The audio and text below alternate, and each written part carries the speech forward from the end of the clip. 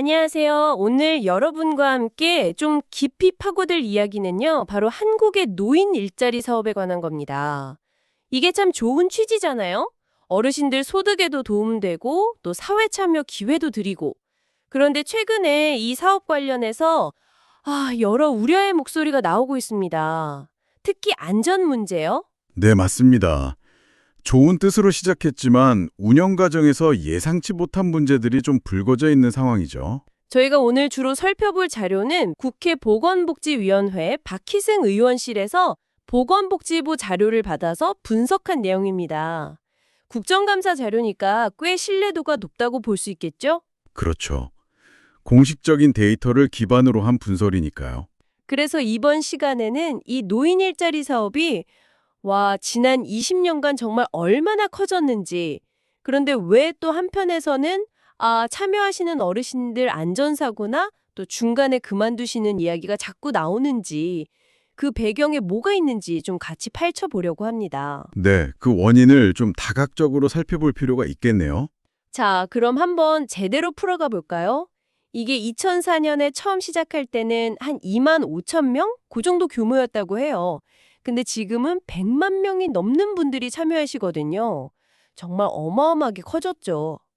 그 과정에서 어떤 빛과 또 그림자가 있는지 자세히 들여다보겠습니다. 정말 대단한 성장이죠. 우선 이 사업 규모가 얼마나 커졌는지 숫자부터 좀 짚어볼게요. 아까 말씀드린 대로 2004년 시작할 때는 참여 인원이 2만 5천 명이었고 예산은 한 212억 원, 그 정도 수준이었어요. 네, 212억 원. 그런데 20년 딱 지난 올해 2025년 기준으로 보는요. 참여 인원은 10만 9천 8천 명, 거의 11만 명이죠. 예산은 무려 2조 1,847억 원입니다. 와, 이게 인원은 40배 넘게, 예산은 100배 이상 늘어난 거예요. 이야, 정말 엄청난 팽창이네요. 100배라니? 그만큼 사회적으로 이게 중요하다는 인식이 커졌다는 뜻이기도 하고 또 정부의 의지도 강하다는 걸 보여주는 거죠. 그쵸. 어르신들께 일할 기회 드리고 또 사회활동 계속 하시게 하는 거, 이 목적 자체는 많은 분들이 동의하실 거예요. 좋은 일이죠. 물론입니다. 그 긍정적인 측면은 분명히 인정해야 합니다. 다만 이렇게 짧은 기간에 규모가 너무 급격하게 커지다 보니까 뭐랄까 관리 시스템이나 안전장치 같은 게 그 속도를 좀 못 따라가는 거 아니냐 이런 우려가 나오는 거죠. 바로 그 지점인데요. 네. 그래서 가장 걱정되는 게 바로 안전사고 급증 문제입니다. 그 통계 좀 자세히 볼까요? 네. 이게 좀 심각한데요. 2020년부터 올해 8월까지 그러니까 한 5년이 채 안 되는 기간 동안 발생한 안전사고 건수만 총 17,600건이 넘습니다. 17,618건이요. 17,000건이요. 5년도 안 돼서? 와. 네. 근데 이게 그냥 단순 사고 건수보다 더 봐야 할 게 사고 유형이에요. 가장 많은 게 뭔지 아세요? 바로 골절입니다. 뼈 부러지는 거요. 골절이요? 네. 무려 1237건. 전체 사고의 58.1%를 차지해요. 그러니까 사고 10건 중에 거의 6건은 골절이라는 거죠. 어휴. 어르신들한테 골절은 정말 치명적일 수 있는데. 그렇죠. 그 다음이 타박상인데 이게 한 12.3% 정도 되고요. 그 외에 염좌, 찰과상, 인대 손상 이런 순서입니다. 하지만 압도적으로 많은 게 골절이라는 게 문제입니다. 정말 심각하네요. 그런데 이런 사고가 계속 늘고 있다는 거죠? 네, 그게 더 큰 문제입니다. 2020년 한 해에 2,048건이었던 사고가요. 작년 2024년에는 4,036건으로 늘었습니다. 거의 2배 가까이 증가한 거죠. 2배요? 참여 인원이 늘어난 걸 고려해도 이건 좀... 맞습니다. 참여자 수 증가를 감안하더라도 상당히 가파른 증가세예요. 그리고 정말 안타까운 일이지만 이 같은 기간 동안 일하시다가 돌아가신 어르신도 124명이나 됩니다. 사망사고까지요? 네. 그래서 여기서 정말 주목해야 할 점은 그냥 사고가 많다는 걸 넘어서요. 골절처럼 회복도 오래 걸리고 자칫 잘못하면 활동에 큰 제약을 줄 수 있는 심각한 부상이 절반 이상이라는 점, 그리고 사망사고까지 꾸준히 발생하고 있다는 이 사실입니다. 이걸 그냥 참여자 개인의 부주의 탓으로만 돌릴 수는 없다는 거죠. 그렇겠네요. 사업 운영 방식이나 안전관리 시스템 전반에 뭔가 문제가 있을 수 있다는 강력한 신호로 봐야겠군요. 정말 충격적인 숫자들입니다. 어르신들 골절은 그 후유증이 정말 크잖아요. 활동량 확 줄고 삶의 질 떨어지고. 네, 맞습니다. 와상 상태로 이어질 수도 있고요. 그런데 이런 안전 문제 말고도 또 다른 문제가 있다고요? 어렵게 일자리 구하셨는데 중간에 그만두시는 분들도 꽤 많다고요? 아, 네. 그 중도 포기율 문제도 상당히 심각합니다. 이것도 간과할 수 없는 수준이에요. 이것도 통계가 있나요? 네, 작년 2024년 기준으로 보면요. 일자리 유형별로 조금씩 차이는 있지만 전반적으로 높아요. 특히 공동체 사업 단형이라고 여러 어르신들이 같이 모여서 뭔가 만들거나 판매하는 그런 공동사업체의 형태가 있거든요. 아, 네네. 거기가 중도 포기율이 17.5%로 가장 높았습니다. 17.5%면 거의 5명 중 1명 가까이 그만둔다는 거네요. 그렇죠. 상당히 높은 거죠. 그 다음이 이제 역량 활용형. 이건 어르신들 경력이나 전문성 살리는 일자리인데 뭐 교육이나 상담 같은 거요. 여기가 9.6% 정도 되고요. 그리고 가장 규모가 큰 유형이 있어요. 주로 기초연금 받으시는 어르신들이 많이 참여하시는 공익활동형, 뭐 환경미화나 교통안전 지도 같은 거요. 여기도 중도 포기율이 12.1%나 됩니다. 거기가 참여 인원이 제일 많지 않나요? 네, 맞습니다. 규모가 가장 크죠. 그래서 작년 한 해 동안 이렇게 중간에 일을 그만두신 어르신들 총 숫자를 세어보니까 무려 92,300명이 넘어요. 92,000명이요. 와, 정말 많은 분들이 중간에 포기하시는 거네요. 그럼 왜 이렇게 많이들 그만두시는 걸까요? 가장 큰 이유가 뭔가요? 그 이유가 중요합니다. 자료를 보면 가장 결정적인 이유는 바로 건강 악화였어요. 건강 문제요? 네.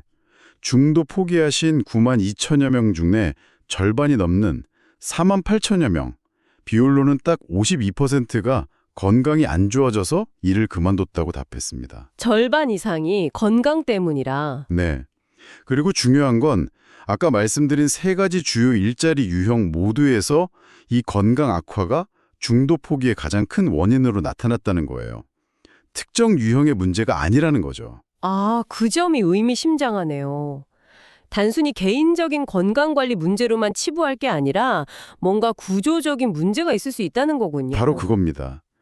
참여하시는 어르신들 연령대나 건강 상태, 그리고 제공되는 일자리의 성격이나 강도 사이에 뭔가 좀 안 맞는 부분이 있을 수 있다. 이런 합리적인 의심을 하게 만드는 거죠. 실제로 참여자분들 평균 연령이 어느 정도 되나요? 네. 그 데이터를 보면 이게 더 명확해집니다. 올해 8월 기준으로요. 가장 많은 어르신들이 참여하고 아까 중도 포기율도 12% 넘었던 공익활동형 있죠. 여기 참여자 평균 연령이 무려 77.4세입니다. 77.4세예요. 평균이요? 와, 내 평균 연령입니다. 그리고 아까 중도 포기율 가장 높았던 공동체 사업 단형도 평균 71.4세, 역량 활용형도 70.9세예요. 그러니까 사업 참여자의 상당수가 이미 70대 중후반의 고령이시라는 거죠. 70대 후반이시면 정말 활동에 제약이 많으실 수 있는 나이인데 그렇죠. 이걸 좀 더 큰 그림에서 보면 이 데이터는 우리 사회에 굉장히 중요한 질문을 던지는 겁니다. 지금 노인 일자리 사업에서 제공하는 일의 내용이나 뭐랄까 강도가 평균 연령 70대 중후반인 참여자분들의 신체 능력이나 건강 상태에 과연 적합한가 하는 근본적인 질문이죠. 듣고 보니 정말 그러네요. 네, 단순히 일자리 숫자만 늘리는 게 중요한 게 아니라 참여하시는 분들의 연령이나 건강 상태를 세심하게 고려해서 그에 맞는 일자리를 설계하고 또 연결해주고 현장 관리도 더 철저히 해야 한다는 걸 아주 강하게 보여주는 대목입니다. 평균 연령이 77세를 넘는 분들이 주요 참여자라면 정말 일의 종류나 강도, 근무 환경 이런 거 하나하나 세심하게 살펴봐야겠네요. 말씀하신 것처럼 그냥 일자리 제공이 아니라 안전하고 건강하게 지속 가능한 활동을 제공한다는 관점으로 접근해야 할 것 같습니다. 맞습니다. 패러다임 전환이 필요할 수도 있어요. 그런데 이렇게 세심한 관리가 필요한 어르신들을 현장에서 직접 지원하고 관리해야 하는 인력은 좀 충분한가요? 기사 보니까 이 부분도 좀 지적하는 것 같던데요. 아, 네. 바로 그 관리 인력 부족 문제. 이것도 정말 신박한 문제입니다. 어쩌면 앞서 나온 문제들의 근본 원인 중 하나일 수도 있고요. 기준이 어떻게 되는데요? 올해 2025년 기준으로 보면 노인 일자리 사업 담당자 한 명이 몇 명의 참여 어르신을 관리해야 하는지 그 기준이 나와 있어요. 근데 이게 좀 비현실적이라는 지적이 많습니다. 예를 들어 참여자 수가 가장 많고 평균 연령도 제일 높은 그 공익활동형 있죠. 거기는 담당자 1명이 무려 150명의 어르신을 책임져야 합니다. 한 명이 150명이요? 네. 공동체 사업단형은 120명당 1명, 역량활용형이나 취업지원형은 100명당 1명이고요.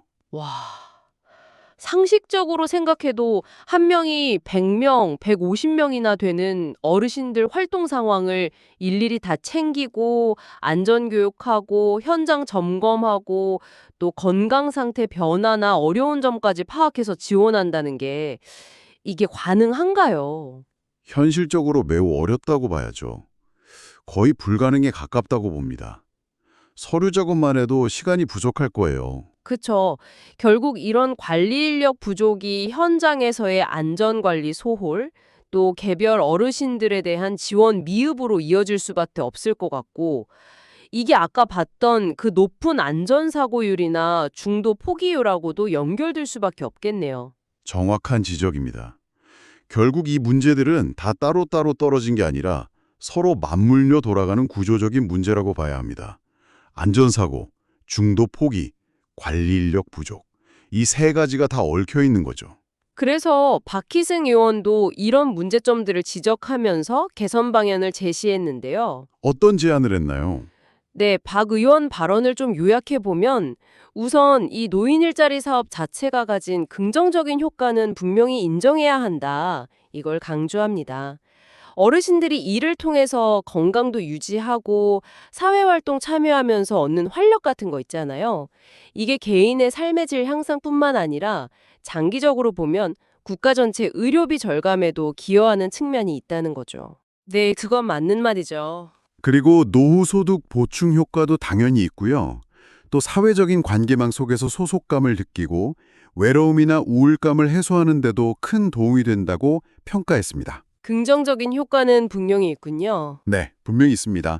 하지만 이런 좋은 정책 목표를 계속 달성하고 사업을 더 발전시키려면 지금 드러난 문제점들을 그냥 덮어둘 게 아니라 적극적으로 개선해야 한다. 이렇게 강하게 이야기합니다. 구체적으로 어떤 개선을 말하는 건가요? 구체적으로는 계속 얘기했던 안전사고 발생 줄이고 또 중도 포기율을 낮추기 위한 실질적인 관리 강화 방안 이게 시급하다는 거고요.